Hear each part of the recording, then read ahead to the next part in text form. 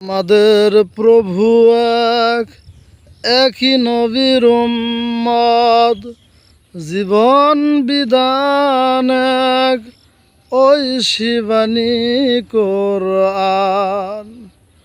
তবে কেন এত ভেদাভেদ হে মুসলমান?